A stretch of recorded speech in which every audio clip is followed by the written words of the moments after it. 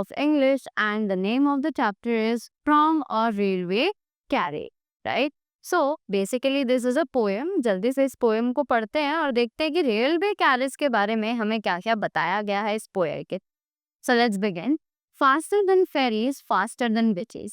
कि ये जो चीज है ये बहुत ज्यादा तेज है, फेरीज से भी ज्यादा और विचेस से भी ज्यादा, right? Fairies are like angels and witches are the like जिन्हें हम चुड़ैल बोलते हैं, right? Bridges and houses, hedges and ditches.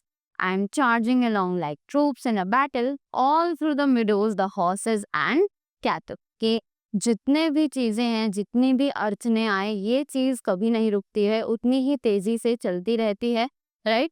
No doubt कि वहां पर कितने भी ट्रूप्स हों, कितने भी बैटल हो रहे हों, पर ये अपने रास्ते पे लगातार चलती रहती है। नो मैटर इसके रास्ते में कोई भी आए, चाहे वो हॉर्सेस हों, चाहे वो कैटल्स हों, नो मैटर, ये अपने रास्ते पर चलती रहती है।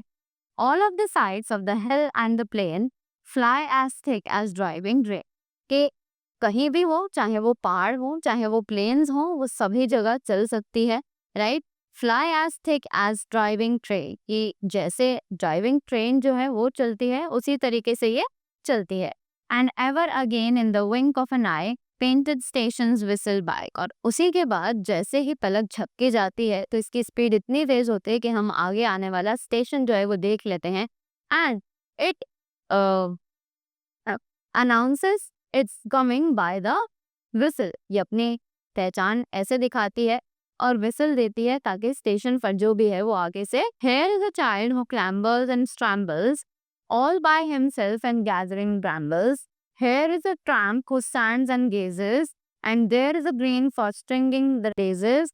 Here in the cart, run away in the road, lumping along with man and load. And here is a mill, there is a river, each a glimpse of gone and gone forever. और उसी के बाद लोग जो है इसमें travel करना पसंद करते हैं। देयर आर चैम्बर्स होते हैं उस ट्रेन में, और स्क्रैम्बल्स होते हैं, राइट?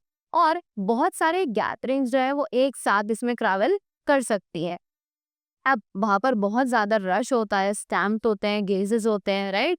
उसी के बाद and there is the green for stringing the daisies. अब उसी के बाद वहां पर जब हम बैठ जाते हैं, सेटल हो जाते हैं, और उसी में हमें जब साइड व्यू की बात करते हैं तो साइड में हमें कभी रिवर दिखती है, कभी ग्रीन ग्रास दिखती है, कहीं पर रोड होती है जहाँ पर कार्ड्स जो है वो रन कर रहे होते हैं, right? Lumping along with a man and load, कि कुछ लोग ऐसे भी होते हैं जिसमें बहुत सारा लोड लेकर भी ट्रैवल कर रहे होते हैं, right? And here is a mill and there is a river, कि यहाँ पर एक मिल है और उस साइड एक रिवर है।